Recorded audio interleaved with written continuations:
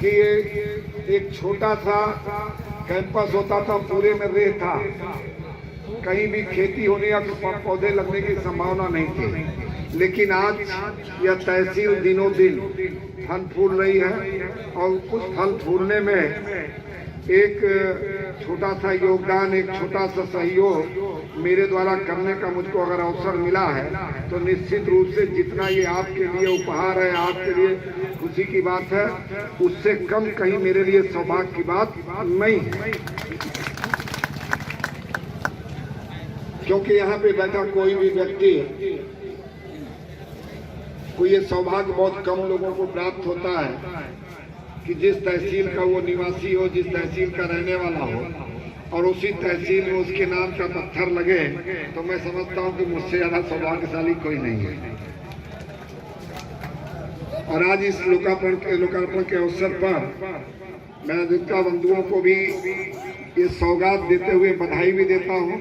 और भी बार के अध्यक्ष ने कुछ निवेदन किया है। निश्चित रूप से जब मैं ये बात कह रहा हूँ कि तहसील मेरी भी है, और जब ये मैं कह रहा हूँ कि मेरे नाम का पत्थर लगता है, तो मैं भी अपने को सौभाग्यशाली मानता हूँ। तो आप कहते तो ना कहते तो मैं पहले ही जब घूमा हूँ तो मेरी मंशा ही थी कि कुछ और किया जाए। इसलिए इसी के सामने फिर जो जमीन बची है उतने में फिर एक इतना ही बन जाए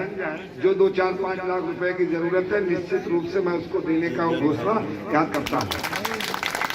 बार बार आने का मुझको अवसर देते हैं। जब एक बार CSR फंड से कुछ योजना प्राप्त हुई तो सबसे पहले मैंने कौशाम्बी लोकसभा के सभी तहसीलों में, चाहे वो चायल हो, चाहे वो मंझनपुर हो, चाहे वो सिराथू हो, चाहे वो कुंडा हो, सभी तहसीलों में मैंने शौचालय देने का भी काम किया था। प्रथम चरण में मैंने सभी तहसीलों में शौचालय और जिला न्यायालय में भी शौचालय देने का काम किया। द्वितीय चरण में सभी तहसीलों और जिला न्यायालय में अधिवक्ता और वादाकारी लोगों को बैठने के लिए भी पैसा देने का मैंने काम किया है।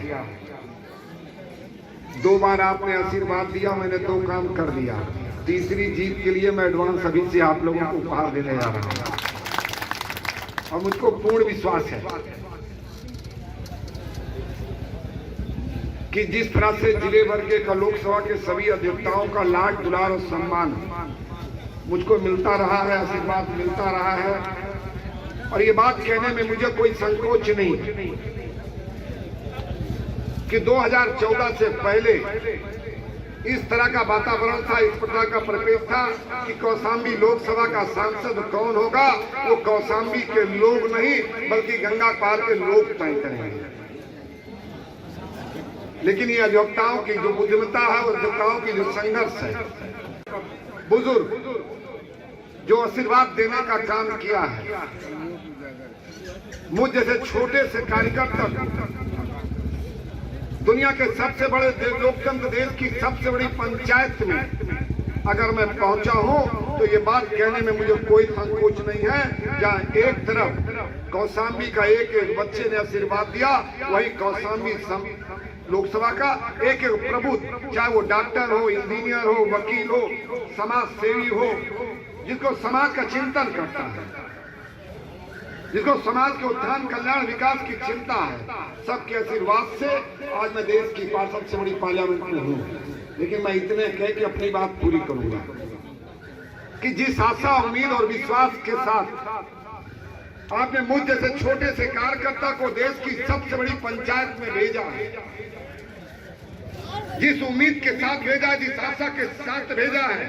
मेरे जीवन का कड़-कड़, मेरे जीवन का पल-पल और मेरे जीवन का क्षण-क्षण कौशाम्बी लोकसभा को उत्थान, कल्याण और विकास को समर्पित रहा है और आगे भी समर्पित रहने वाला है। आगे भी आपके आशीर्वाद और स्नेह की कामना करते हुए,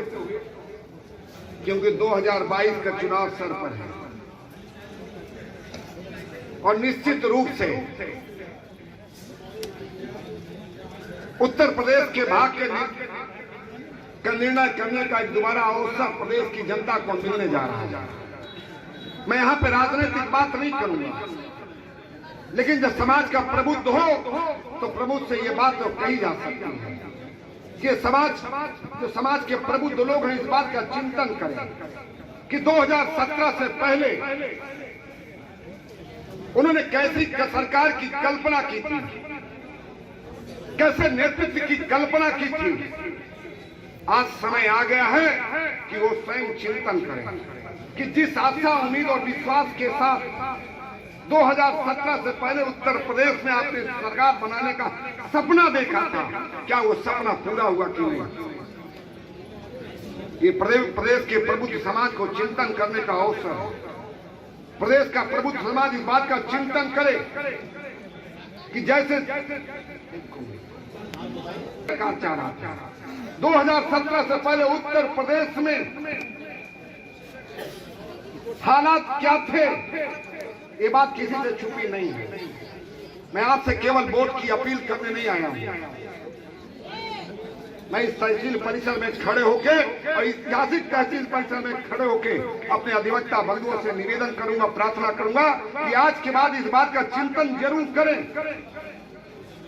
कि 2017 से पहले उत्तर प्रदेश की सड़कों पे, उत्तर प्रदेश के धरती पे हूटर और शूटर का राज हुआ करता था। अगर उत्तर प्रदेश को हूटर और शूटर से मुक्त करने का काम हमने किया हो तो निश्चित रूप से 2022 में आपका दोबारा आशीर्वाद हमको मिलना चाहिए।